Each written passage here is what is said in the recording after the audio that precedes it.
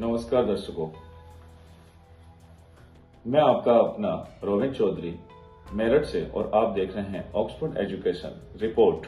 और आज की हम चर्चा करेंगे कंप्लीट बॉर्डर ऑफ इंडिया पर कंटेंट आपके सामने प्रस्तुत कर रहे हैं। जैसा आप जानते हैं कि भारत के हमारे पूरे बॉर्डर्स के बारे में यानी सीमा सुरक्षा यानी कि कौन कौन से हमारे भारत में बॉर्डर लगते हैं, जो कि इनको जानना बहुत ही जरूरी है, जो देश की संप्रभुता और देश की सुरक्षा के लिए एक महत्वपूर्ण कदम है, जिसकी जानकारी हमें प्रत्येक बच्चों को, प्रत्येक विद्यार्थियों के साथ साथ सभी बुद्धिजीवी व्यक्तियों को तो ये मालूम होना ही चाहिए और उन्हें है भी, जो कि आप आज हम देख रहे हैं एक विशेष ब्रेकिंग और विश्लेषणात्मक रिपोर्ट।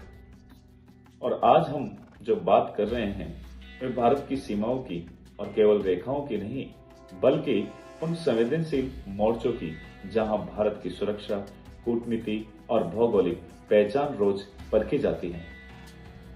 यह रिपोर्ट किसी एक सीमा तक सीमित नहीं, बल्कि भारत की संपूर्ण स्थलीय, समुद्रीय और वायव्य सीमाओं की वास्तविकता को सामने रखती है। तो ये बातें जो हमारी है, जो एक समय यानी कि हमारी सीमाओं की बात, क्योंकि भारत एशिया का एक प्रमुख राजनीतिक देश है, जिसकी सीमाएं 7 देशों से जुड़ी है और समुद्री सीमाएं कई अन्य देशों से संपर्क में आती हैं। उत्तर में हिमालय की दुर्गम पर्वतमालाएं भारत को प्राकृतिक सुरक्षा कवच प्रदान करती है, लेकिन यही क्षेत्र सबसे संवेदनशील है। चीन के साथ भारत की सीमा औपचारिक रूप से सीमांकन रहित है, जिसे वास्तविक नियंत्रण रेखा कहा जाता है। लद्दाख, अरुणाचल प्रदेश और उत्तराखंड के क्षेत्र में यह सीमा कई बार तनाव का केंद्र रही है। यहाँ की भौगोलिक कठिनाइयां, ऊंचाई, मौसम और आधारभूत संरचना की कमी सुरक्षा बलों के लिए लगातार चुनौती बनी रहती है। ये सीमा केवल सैन्य नहीं, बल्कि रणनीतिक और कूटनीतिक परीक्षा भी है। बात हम इस विषय पर करते हैं कि पश्चिम में भारत की सीमा पाकिस्तान से लगती है, जो विभाजन के समय से ही तनाव का केंद्र रही है।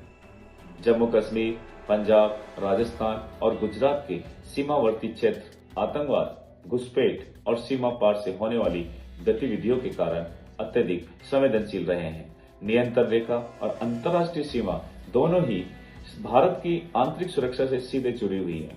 ये सीमा यह भी दर्शाती है कि भूगोल कैसे इतिहास और राजनीति से जुड़कर दीर्घकालिक संघर्ष का रूप ले सकता है।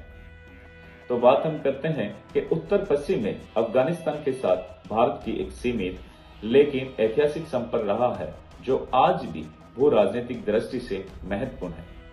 वहीं उत्तर और उत्तर पूर्व में नेपाल और भूटान के साथ भारत की सीमाएं अपेक्षाकृत शांत और सहयोगात्मक रही है। नेपाल के साथ खुली सीमा आवागमन के साधन और सांस्कृतिक जुड़ाव का एक प्रतीक है, लेकिन साथ ही तस्करी और अवैध गतिविधियों जैसी चुनौतियां भी प्रस्तुत करती है। भूटान के साथ भारत की सीमा रणनीतिक दृष्टि से अत्यंत महत्वपूर्ण है, लेकिन विशेषकर डोकलाम जैसे क्षेत्रों के संदर्भ में, जहां भारत, भूटान और चीन की सीमाएं निकट आती है। पूर्व में बांग्लादेश के साथ भारत की सीमा सबसे लंबी और सबसे जटिल मानी जाती है। घनी आबादी और नदियां, भूगोल और ऐतिहासिक कारणों से ये सीमा अवैध प्रवासन, तस्करी, सीमा प्रबंधन की चुनौतियों से जुड़ी रही है। हालांकि भूमि सीमा समझौते के बाद स्थिति में सुधार आया है, और फिर भी ये क्षेत्र भारत की आंतरिक सुरक्षा और सामाजिक संतुलन से गहराई से जुड़ा हुआ है।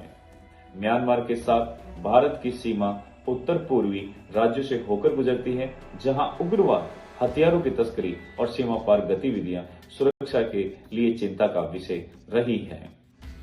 जैसे आज ये बात सीमाओं को लेके है, तो भारत की उतनी ही समुद्री सीमाएं भी महत्वपूर्ण है जितनी स्थलीय सीमाएं हैं। हिंद महासागर क्षेत्र में भारत की लंबी तट रेखा और रणनीतिक स्थिति उसे समुद्री सुरक्षा का प्रमुख स्तंभ बनाती है। अरब सागर, बंगाल की खाड़ी और अंडमान निकोबार द्वीप समूह भारत को दक्षिण पूर्व एशिया और वैश्विक समुद्री मार्गों से जोड़ते हैं।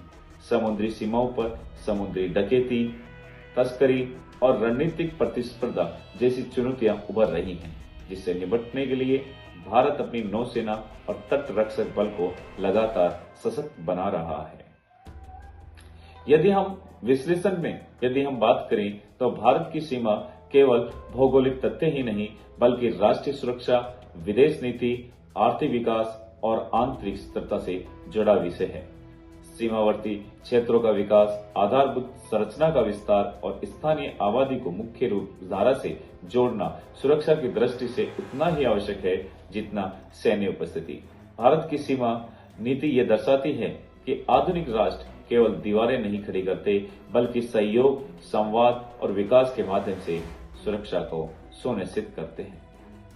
और आज जब हम वैश्विक संतुलन बदल रहा है तब भारत की सीमाएं उसकी रणनीतिक पहचान का आधार बन रही है। चाहे वे चीन के साथ सीमा विवाद हो, पाकिस्तान के साथ तनाव हो या हिंद महासागर में बढ़ती गतिविधियां हो, हर दिशा में भारत की सीमाएं देश की विदेश नीति की परीक्षा लेती है। जैसा कि विदित है कि जब हम बात आज इस विशेष रिपोर्ट में ये स्पष्ट करना आपको आवश्यक बताते हैं कि भारत की सीमाएं केवल नक्शे पे खींची गई रेखाएं नहीं बल्कि वे इतिहास की, सांस्कृतिक संघर्ष और सहयोग की जीवंत कहानियां हैं। इन सीमाओं पर भारत की संप्रभुता, सुरक्षा और भविष्य टिका हुआ है। ये थी हमारी जिसकी हम बात करें जो सीमा सुरक्षाओं के बारे में जो हमें जानकारी में होती है। मैं आपने जो आपके सामने प्रस्तुत की विश्लेषणात्मक रिपोर्ट, अगर ये आपको ये जानकारी अच्छी लगी तो आप जरूर हमें अपने चैनल पर अपने कमेंट्स में बताएं और ये ऑक्सफोर्ड एजुकेशन रिपोर्ट्स चैनल को आप सब्सक्राइब करें और लाइक करें। लेकिन ये हम बात करते हैं कि एक मजबूती सीमा केवल सैनिकों से नहीं बल्कि नीति और विकास और राष्ट्रीय एकता से सुरक्षित होती है। जो सीमाओं की हम बात कर रहे थे तो हमारे जो बॉर्डर जी हमें इन प्रकार से भारत सरकार को ये देखना होता है कि हमारे बॉर्डर हमारी पूरी तरीके से सुरक्षित है, कहीं ऐसी कोई घटना, ऐसा कोई घटनाक्रम नहीं हो ताकि हमारे देश में आने के बाद कोई इसके अंदर उपद्रव या आतंक को फैला सके। इसलिए हमारी सरकार को ये ध्यान देना चाहिए ताकि पूरी तरीके से हमारी सीमा सुरक्षा जो पूरी तरीके से एक शांत रहे, एक सुरक्षित रहे ताकि देश में कोई विद्रोह जैसी स्थितियां न बने।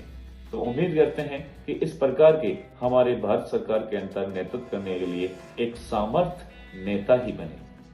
तो मैं ये कहना चाहूंगा कि इस प्रकार के जो बुद्धिजीवी व्यक्तियों के द्वारा जो उनकी जानकारी में जरूर होगा लेकिन ये लोगों को अवगत हो ताकि आने वाले हमारे बच्चों को, हमारे विद्यार्थियों को ये पता पड़े कि हमारे देश के जो बॉर्डर्स हैं वो बॉर्डर कौन कौन से हैं और किस मार्ग से ये गुजरते हैं ताकि होने वाले घटनाक्रमों पर उनको एक सावधानी से रोका जा सके। तो उम्मीद ये करता हूं कि आपको आने वाली जो वीडियो में राष्ट्रीय और अंतर्राष्ट्रीय मुद्दों पर उनका विश्लेषण आपको हम समय समय पर बताते रहेंगे। यही हमारा एक दृढ़ संकल्प है। मैं आपके सामने मैं हर एक सुधार के दृष्टिकोण से, हो सकता है मुझ में कोई कमी होगी लेकिन आने वाले दिनों में एक बेहतर रिपोर्ट सबसे पहले आप तक हम पहुंचाएंगे। ये वादा ही नहीं, ये मैं आपसे निश्चित इस दृढ़ संकल्प के साथ कह सकता हूं क्योंकि मैं इसके प्रति बिल्कुल जागरूक और निश्चितता के साथ मैं अपने कार्य में सुधार कर रहा हूं। तो आज की जो रिपोर्ट आपके सामने हमने प्रस्तुत की, जय हिंद, वंदे मातरम।